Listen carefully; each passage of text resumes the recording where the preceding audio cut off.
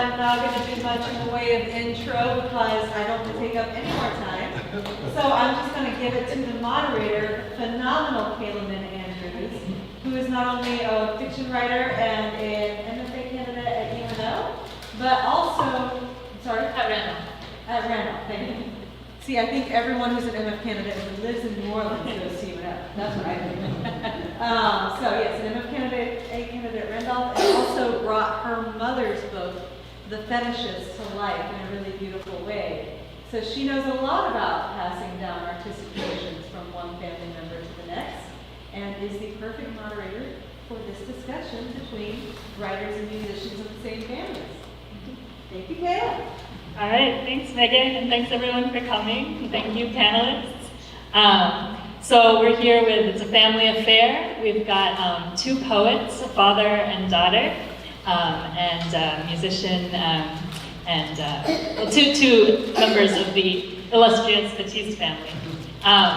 So Nicole Cooley grew up in New Orleans, Louisiana. Her most recent book is the collection of poetry, Mother, Water, Ash.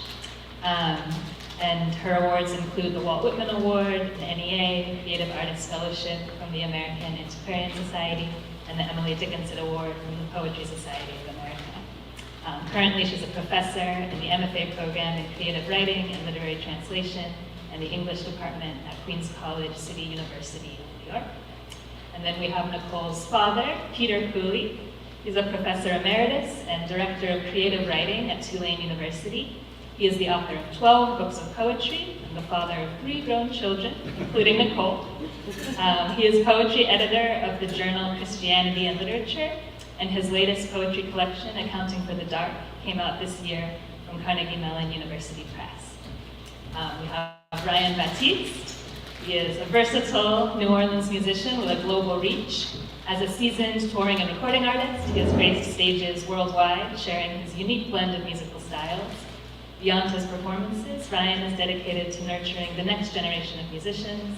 He serves as a mentor and instructor, imparting his knowledge and passion for music production through his 501c3 organization, Project Revolution. As a member of the Recording Academy, Ryan's influences extend to the broader music industry, where he contributes to shaping its future.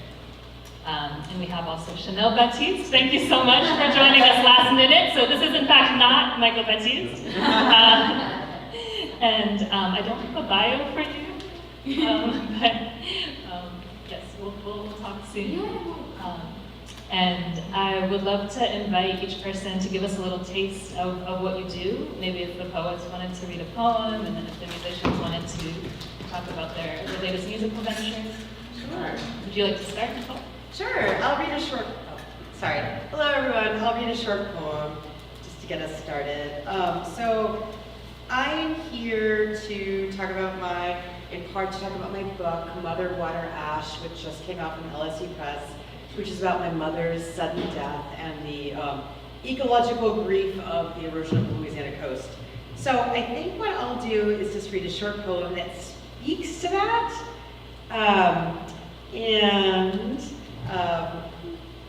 Yeah. So this poem is actually called, it's about Hurricane Ida and the craziness that Ida hit 16 years to the day that Katrina hit. And the poem is actually called 16 Years to the Day Another Hurricane Reverses. 16 days to the day another hurricane reverses the Mississippi's course. My father waits in our house beside the river, and I dream my mother drowning, water closing over her head. In my dreams, she's always dying in the too warm Gulf, then pricked alive again, fairy tales spin. My friends and I text each other to describe dreams in which our mothers ask us why they're dead. New Orleans is the place around which I uselessly orbit. After Katrina, typing my mother's name, missing person, Jackie Cooley, into search engines. 16 years ago, my daughters asked, what is a hurricane's eye? What can it see? Then my mother was alive, refusing to leave the city. Now I text my father. How high is the water? Are there tornadoes? Phone and electric out. I wish for a slick of river to spare our house, while in a new dream about my mother, she thrashes to the Gulf's sand floor, where she can't burn or come apart.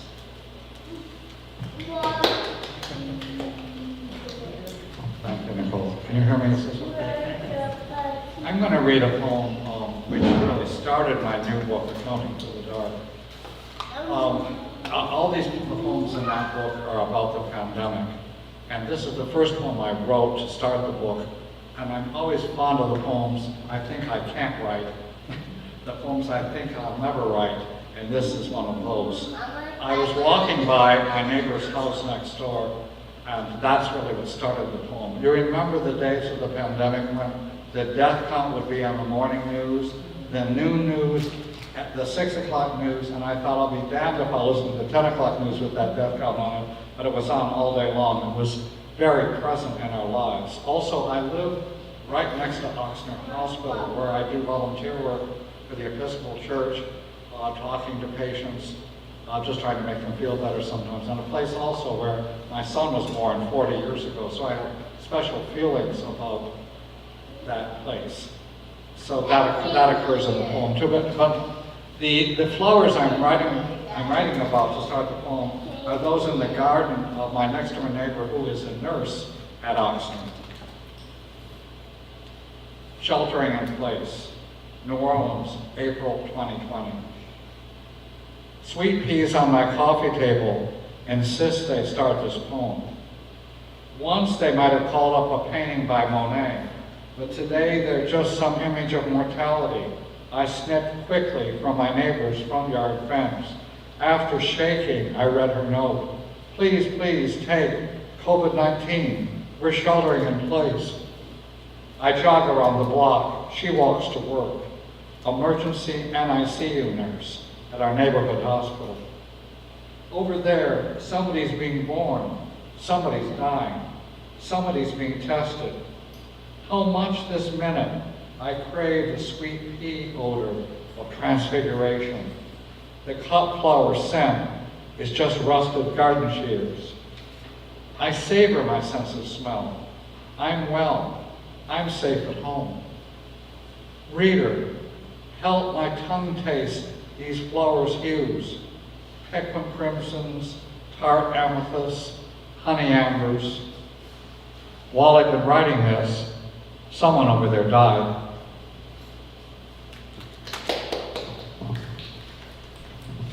Wow, very difficult acts to follow. Those are incredible.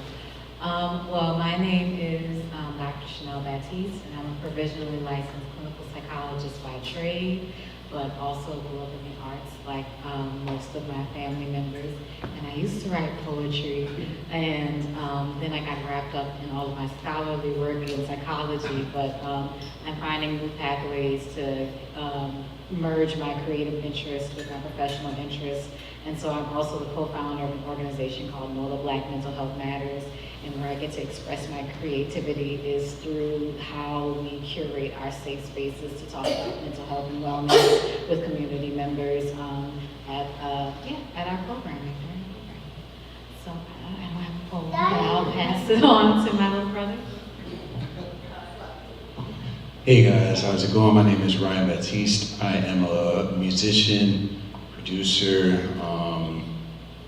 I don't really talk about myself too much, so I don't have too many things that I like to say that I do, but I do a bunch. I have my nonprofit organization, which is called Project Revolution, where we teach kids about music industry and how to do music engineering programs like Pro Tools and Logic and different software that they use in the studio.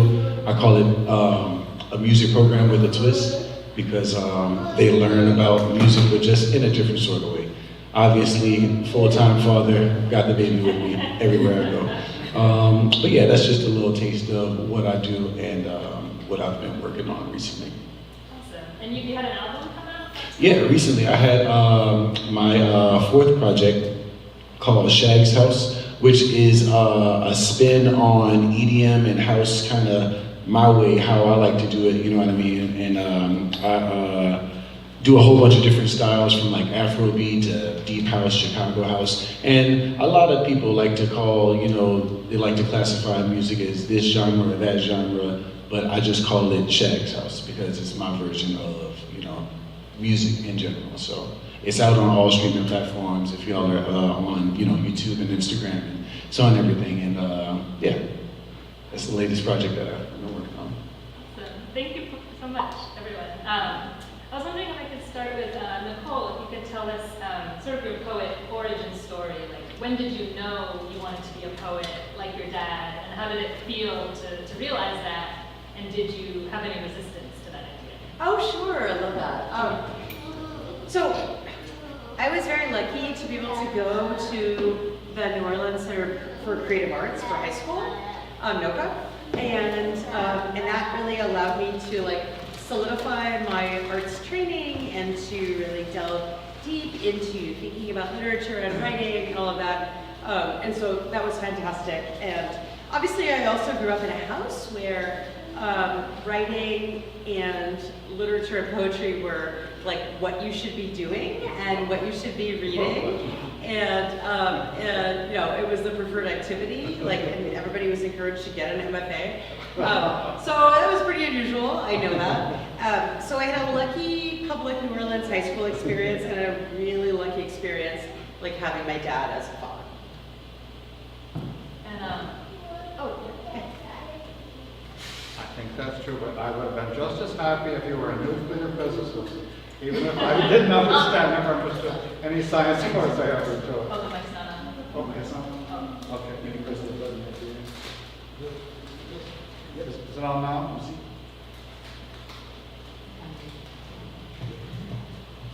Yeah, that was going to be my next question, is if you were like, oh, good, yes, I wanted to be a poet, or if you were like, No, oh, God, please be an engineer. No, honestly, I wouldn't have done that to any of my children. It's just that this is something that was important to me. And my wife was a reader, always reading. She was not a poet herself, but she wrote family parodies. And so writing was very encouraged. And then in the summertime, we used to go to Florida and we wrote these collaborative plays together and acted them out. That is to say, my 3 kids and performed them for my wife. So that kind of thing was just encouraged, definitely. That's kind of what we did. I did want to say, as for Nicole, before she could even read and write, she was writing little oral poems and I would write them out. She was just reciting them and I would write them out and say them and so on. So I saw that interest in her early. I really, honestly, I'm against parents pushing children to talk about they're going to be this or that, you know. But this is just something that she liked doing, so why not? And go to NOCA for that reason, right? And certainly it wasn't seen as something as peculiar to be a writer in a family, was it? Absolutely. And then Ryan, so you know, I'm sure everyone's familiar with the Batiste family, but you have so many influential musicians, your dad, your uncles, your older brothers. Did you always know you would become a musician too? Or did you ever think you might rebel and become a banker or something? That's hilarious.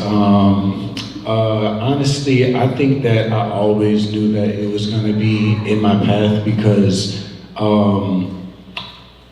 not only just because I was always around it, because when I was around it, I loved it too. You know what I mean? I loved being there. I didn't not like being there. I know that may be a double negative, but I always enjoyed being around, you know, the performances, the atmosphere of being in the entertainment industry in general. And I think from me, you know, growing up in that world, that definitely, you know, sparked my love for what I do now and has me where I am today. So I think I always knew that that's what I wanted to do because ever since I was his age, I was always, you know, had some drumsticks or something like that. And my dad always had us around.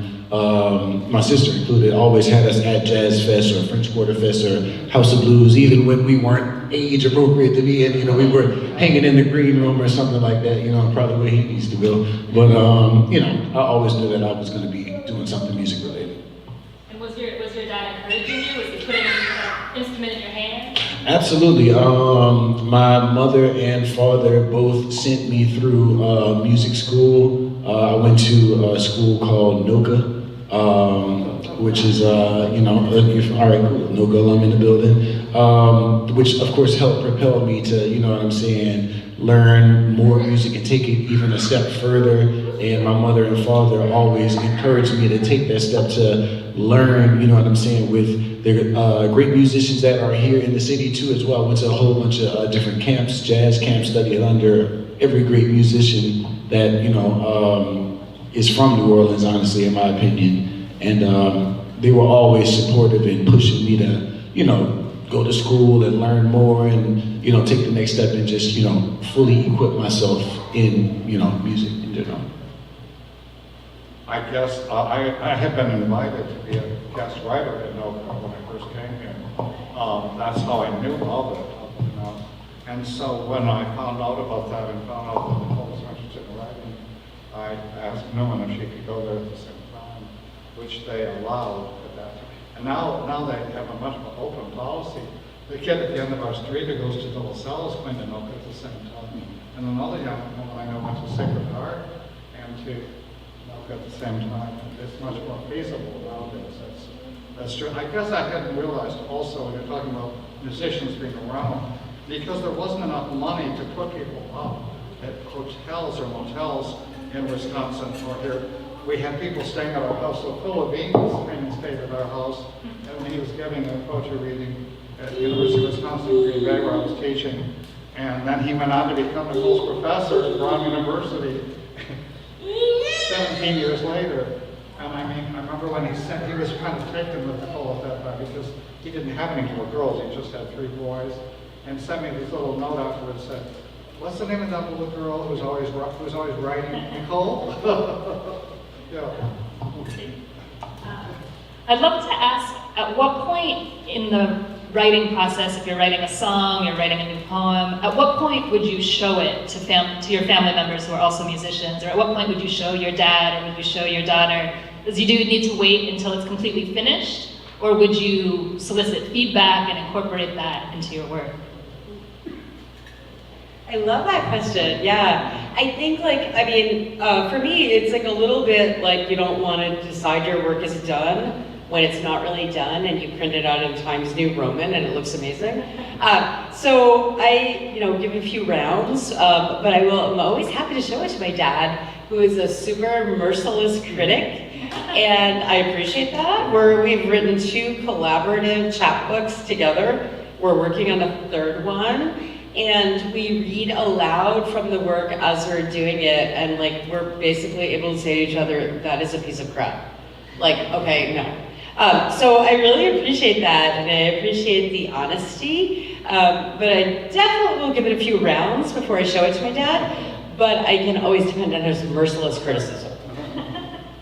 We also had this practice of doing collaborative writing, which started on vacations in Florida. I called it mall writing. The main thing was to go to a place that's completely uninspirational, not a cool coffee house or an art gallery, but a mall and a plastic table in a mall with people just wandering by and so on. And there we would give each other prompts and write poems. I called it mall writing. That continued that practice of writing and sharing. And that led to the collaborative poem projects too. Yeah. It's funny, I actually, a lot of my family members that are into music, we all kind of are in our own bubble, you know what I mean? And it's kind of because I guess everybody has their own home studio setup, like my brother Jamal, obviously, my brother Russell, you know what I mean? Rest in peace. Myself, we all have our own studios, and we kind of work in the cave, you know what I mean, and kind of bring it out a little bit closer to when it's being done. A little bit more recently, we've been doing a lot more collaboration as a family, our brothers and cousins and all that stuff like that. How it was a lot, when I was a kid. So now you know, me and my brother will bounce ideas back and forth, you know what I'm saying, kind of like as we're making them, you know what I mean? Not necessarily like once it's done, you know, but a lot of my stuff is kind of like, I tell my cousin that, my cousin who's supposed to be here, a lot of the times I'm just at home and I just get in the zone, I don't think about anything, I put my phone down, I put all distractions away, like you say, I kind of go to that uninteresting place in my mind, you know what I mean? And I just start working and I just crank out a whole bunch of work, and then next thing you know, I got a project or an album like Shag's House and all that. Then it's complete, and then I'm kind of debuting it then. So I don't really get too much, I guess, input from the family, but it's, I guess because I don't really ask for it. I'm sure they would 100% give it to me if I asked for it, but I just kind of get in the zone and I just kind of go, you know, put the blinders on and I just crank out a million songs and stuff like that. Why do you think you don't ask for it? I don't know, I think it's kind of just been what I'm used to, honestly. I think, kind of like I said, like I was telling my cousin, when I get inspired to do, you know, any writing or producing or anything like that, or even any mixing or editing on a song that I'm working on, I kind of just, or when I decide to go to Bubs or something like that, it's just, that's the burger place, she's been asking me to bring her a long time ago, it's inside, but I just kind of like do it, you know what I mean? I just kind of get inspired to just do it right then and there, and like, I don't know, I just don't really check in or anything like that, and it's not that, I guess, me asking them would make what I'm doing different, but you know, when you have different ideas and thoughts, that could change your piece, you know what I'm saying? From music to poetry, I would assume that, you know, it could possibly change it, so, you know, I don't know. I'm just kind of, I don't want to say I'm like, you know, safeguarding it or anything like that, but I just kind of wake up and I just go, you know, and it's been, everything's just been cool, so I don't know. I mean, I'll check in with them now that you asked me, but, you know, I haven't really done it before.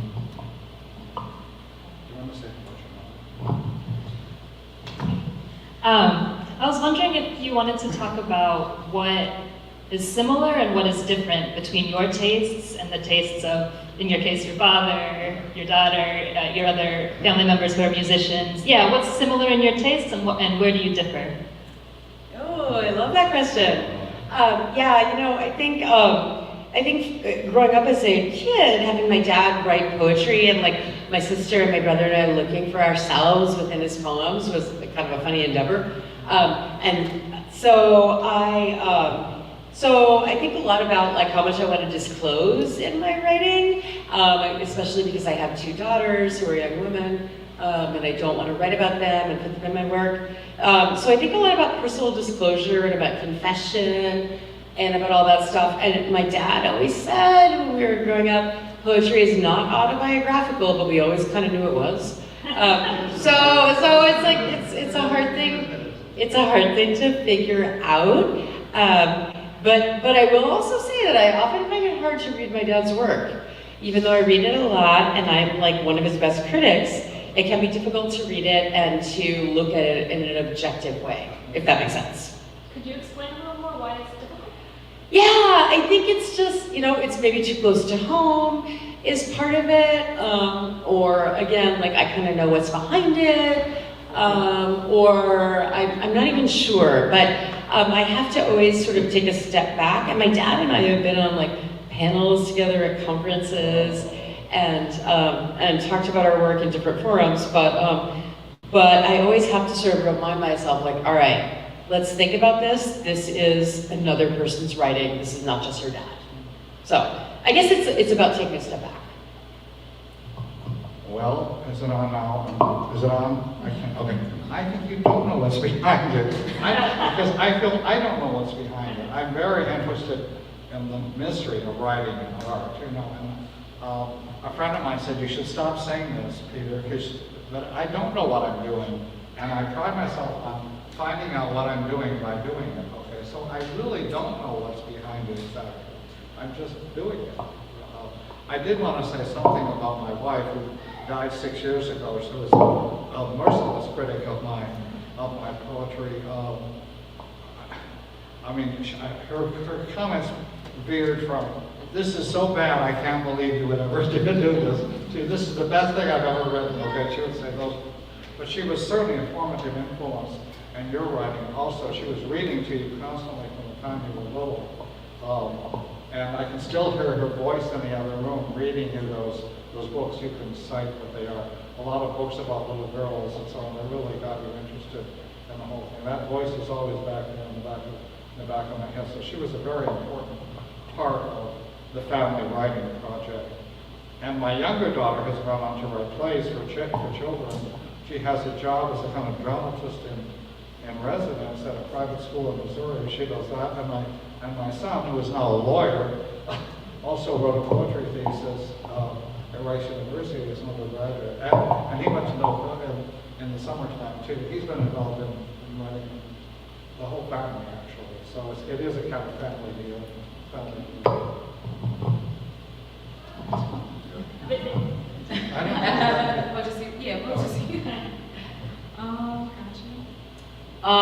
Well, I'll speak as like an outside observer because obviously I'm not creating the music, but I can see so many differences in like stylistic approach to even how they create music, what sounds good to them. And I know Ryan's style is different than Jamal's style, and it's different than Russell's style.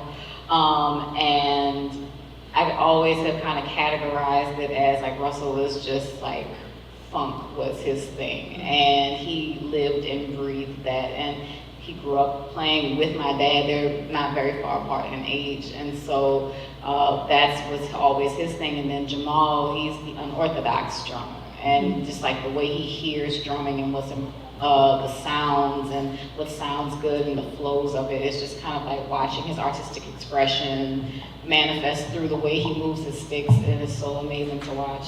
And then Ryan, he's always kind of experimenting with different things. Very similar in the way that John, our cousin, who has talked about never being bound to one kind of genre. Always hearing something in a different way and being open to listening to different styles and saying, how can I incorporate that into my own musical gifts?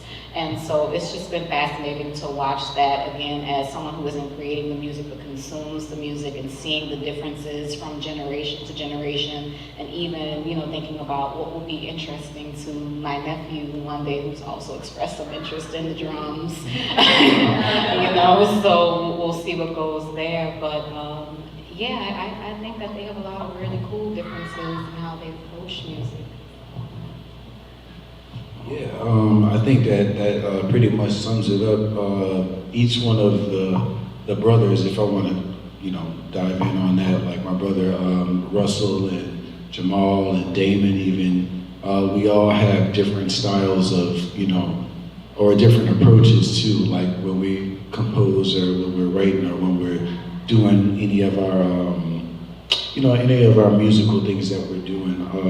And I think it kind of all stems from like where we came into the musical journey as well too. Like my sister was saying, my brother was playing with my dad in a funk era, you know what I mean? And our brother Jamal kind of came up more in a, like when technology was kind of on its, I don't know, like, yeah, when it was kind of evolving and stuff. So he kind of got me introduced to, not kind of, he 100% got me introduced into like music production and more like Chanelle said, the unorthodox. He does a lot of stuff that is kind of like a computer, you know, it's like you have to have like a computer type of brain to be able to understand Jamal's like way and approach to playing the drums sometimes. And myself is kind of like a little combination of both, you know what I'm saying, with my, which millennium am I? You're a millennial.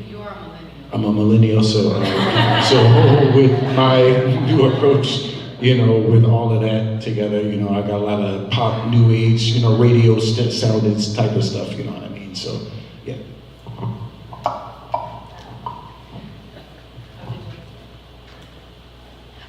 Chanelle, did you always know that Ryan would become a musician? Was there ever any doubt? It just felt very like it was kismet. He got in front of a drum set. In fact, I don't even think it was a drum set. It was like a pot, and some sticks. And you know, it just kind of happened. And we'd always grown up around music, so it felt like that was just the natural next step, was to start taking lessons, start going to jazz camp, go to NOCA, perform with the brothers and the uncles. And so there was never a doubt in my mind that he would be ascending in the way that he's ascending now. And it's just a matter of time before he reaches that next level. But it just kind of felt like, yeah, if you were a Batiste boy, you were going to play an instrument. Now for the girls, here's some books or something. You know, like I said, like I used to write poetry. I'm a theater kid at heart, did ballet, all of that. But the instruments, that was their thing. And I mean, they're really carrying it. So.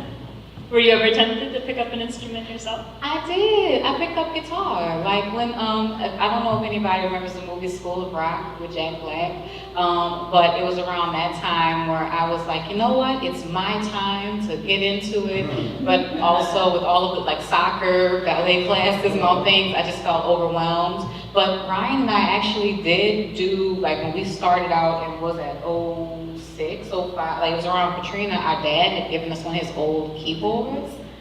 And I was like, oh, you know what, I'm gonna be a producer too. I can make beats as well. And for a long time, I was making beats too and letting him mix things. But then he hogged all the stuff and I was like, well, I guess my time is up.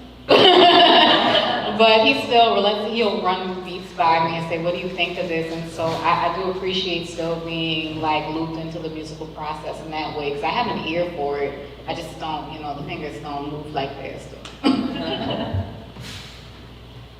Brian, do you have any specific memories of advice or encouragement that your father or uncles or anyone in your family gave to you in terms of music?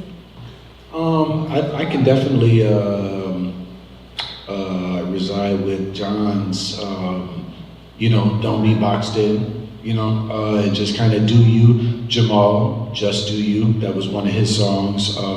And I definitely, all of those things resonated with me. My brother Russell had a whole bunch of original music that he used to do, resonated with me. Jamal did a whole bunch of original music, resonated with me. And even Damon, you know, dabbled with, you know, doing his own little thing with music and stuff like that too. So just, you know, doing your thing, do you, you know, is definitely some of the best advice that I've gotten from my family, because doing me has gotten me to where I am now. Yeah, how about you, Nicole? Do you have specific memories of anything Peter said or did to encourage you or give you advice or impact you as you became a poet? You know, I think it's just really the advice, like kind of like what you're saying too, is just to keep going, right? To keep going and to make art a daily practice, which I honestly feel is like more important at this horrific moment in our world than ever. To pay attention and to look around the world and to take note and to use language, in the case if you're a writer, as a way to bring out truth and justice. I feel like that was an important lesson of our house.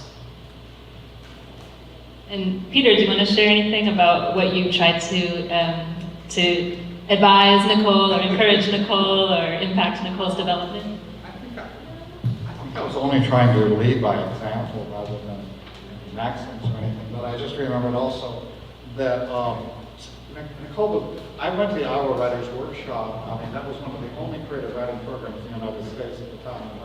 That in San Francisco State. Now there are 2 or 3 creative writing programs, including one that Nicole herself started at Queens College. But so I went there in the 1960s, and Nicole was born in Iowa City, actually. And so I've always had some kind of writing group I belonged to. So when you were a little girl, these writers were running in and out of our, Alan Bryan White was in that group who started the Goddard program, and became more Wilson and so on, and other people wandering in and out, criticizing each other's poems. So the idea of sharing your work was not that weird, I think, in our family in any way whatsoever. I mean, I've met people who said, oh, I've never shown my work to anyone. Well, you're not Emily Dickinson, whoever you want. You know, so that was all, the sharing thing was just a part of the activity at home, definitely. And then Nicole went on then to get an MFA from the workshop herself in fiction, certainly. So back to her roots there. She was born in Iowa City, actually.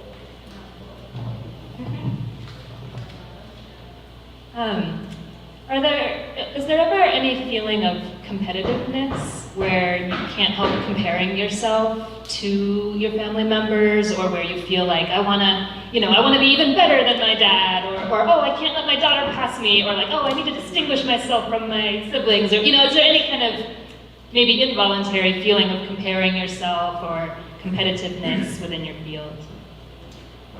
I'll jump in on that. I think for me, not really, because I feel like the just do you mentality is kind of like, we're all in this together, you do your thing, I can help you. My brother Russell is always supportive and helpful, and showed me things like Jamal as well. Even my brother Damon, showed me things in music business that I didn't know about and stuff like that. So it never really was a competitive thing. I never, honestly, not even once, not even the slightest bit, felt like the need to get to where they are. My brother Russell was definitely like more of like a coach, kind of like my dad, so he would definitely push me, you know what I'm saying? Like, you're Batiste, dude, you gotta, you know what I'm saying? Like, you coming behind me, you gotta be good. Like, so it wasn't really a competitive thing, but he just definitely pushed me to be my best, you know what I mean? And my brother Jamal would as well. We would practice together and try to do things, to just kind of just to improve my musicianship and yeah.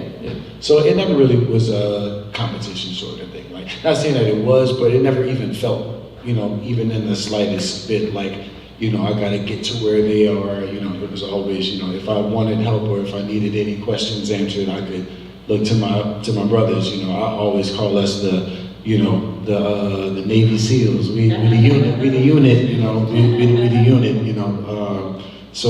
yeah, we were definitely always helping each other. I'll just say briefly, just to tack onto that, is just kind of speaking to how we talked about how they have their own creative styles. Everyone has their own lane, and everyone kind of stays within their own lane and does their thing. But anytime you overlap into someone else's space, it's only to be supportive and to push and to be creative. Because Ryan Batiste is Ryan Batiste, Jamal Batiste is Jamal Batiste, and so on and so forth. So it doesn't feel like competition because we want to see everyone win. And there is no, there's always space for everyone. There's no competition when we're all just striving to create space for each other to be successful. So I'm just really proud of watching them do that and work together. Well, I'll admit to feelings of jealousy. Okay. In Nicole's new book, she really has successfully wedded the death of her mother to the destruction of the Louisiana coast. And when I saw that in the book, I thought, I wrote a whole series of poems about Louisiana and after Katrina, Night Bus to the Afterlife, about destruction of landscape in Katrina. So when I read her book, I thought, yeah, I wish I had done some of that. I wish I did that. And then I thought to myself, all right, you've done your book on that, whatever it was. You're not doing that now. You're writing other kinds of poems right now. So leave it alone. Just use your jealousy to keep you going with the new kinds of poems you're writing, which are not about the landscape, right? So jealousy can be a good thing, really, in a way, and a motivator also. But I saw her being able to, as I said, to wed the personal and the political in a way that I wish I could have done. You have to buy the book to find out what she's done. Yeah, I mean, I'm pretty much not a very jealous person. I have many bad personality traits, but this is one of my better ones, that I'm not envious or jealous. And so, it's like people all the time saying, oh, too many people are writing poetry, too many MFA programs. And I'm like, hey, well, the more the merrier, actually. Like, let's get more people writing and doing art and being creative. So that's sort of the way I look at it, like from a perspective not of jealousy, but of just like inclusiveness and happiness that more people are doing the work, whatever the work is.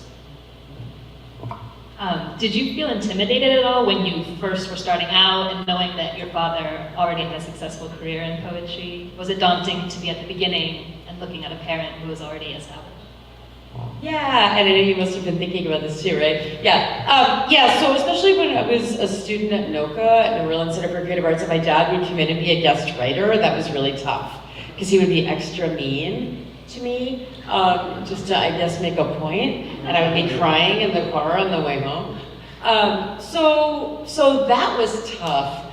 But I think also because I went on to then study fiction for my MFA, that took me a step away and let me be able to do my own thing. But I would say for me, like with my dad, it's pretty much only been a positive. Yeah, I think it's a positive thing. As I said, jealousy can be a motivator. I think it's wonderful to have the sense of collaboration. The collaboration can be directly writing collaborative, or just collaborative thinking and thinking about writing and inspiration, so that's how I see it. I sometimes wish that I could play an instrument like my brothers and my uncles, because a part of me would have really loved to be on stage in that way. But I don't look upon it like with envy or any kind of like intimidation, like they're, gonna be in spaces that I obviously I don't have the talent to be in. But I try to think through, and he knows this, because I'm like, I try to be his right hand for a lot of different things. It's like, what other ways can we work together and share space? And I can create my own lane within their lane, right? Do y'all need some mental health support while y'all on tour? Those sorts of things. But I've never even observed that there's I felt like our dad really was a coach and has always and continues to be a coach to them. It's never like, oh, you have such big shoes to fill and I'll just keep, growing beside this, like you'll never quite fill it. I think he's like Ryan and our brothers have exceeded expectations in a lot of ways. And they're just continuing to grow. So hopefully he incorporates me into his Grammy speech one day. That's all I ask. He knows this is my only request. Yeah, definitely. I think it's a similar thing. Yeah, it was no enemy or anything like that. Yeah, everybody's really supportive. I feel like a lot of artists are pretty supportive because we know what we go through. We know, what I'm saying, what it takes to be able to do what we're doing. So it's kind of like you have to be around people that are supportive and have like a really strong support system, and family, tribe, or what I'm saying. So yeah, it's all good vibes. This will be my last question. It's for Nicole and Ryan. You both have children, yes? So what do you think? Are they gonna follow in your footsteps, and how do you feel about that? Are you hoping they do, hoping they don't? What do you think will happen? I do. I have two daughters. They're old, though. They're 20 and 23, but and they have written, and one of them studied writing as an undergrad. But it's funny, like I just sort of want to see what they do. Like whatever they do is cool with me, whatever is fun, and I don't want them to feel pressured to be an artist or a writer or anything like that. And so I kind of try to honestly take a step back and watch them a little bit from afar to see what happens. Yeah, I definitely agree as well. I'm totally open to whatever makes him happy and keeping Jamal and the rest of the family's spirit. Just do you, you know what I mean? Do you, he's into soccer. So we go outside in my front yard and I got a soccer net for him and I bought some cones and stuff like that. So we do soccer drills and stuff like that. So he might be an athlete. He's already a quarter of my height. I'm 6'6", so he might go into sports. So, but he definitely has shown his interest. My sister and my mother bought him a drum set and pianos, and my dad always shows him like me and the family playing instruments on TV and stuff like that. Instead of like watching, like cartoons and stuff, they'll watch performances and stuff. And he's always like, that's daddy, that's daddy. He even was up here, he's like, that's daddy, and stuff like that. So he's pretty aware of his musicianship already, in my opinion. So I think that, I feel like that's where he's gonna go in that direction, but we'll see. I'm supportive either way. Thank you all so much for coming, and thanks to Megan for organizing this, and everyone who worked on this event. Thanks to the audience members. And yeah, that's all she wrote. Thank you. No problem. Thank you for having us.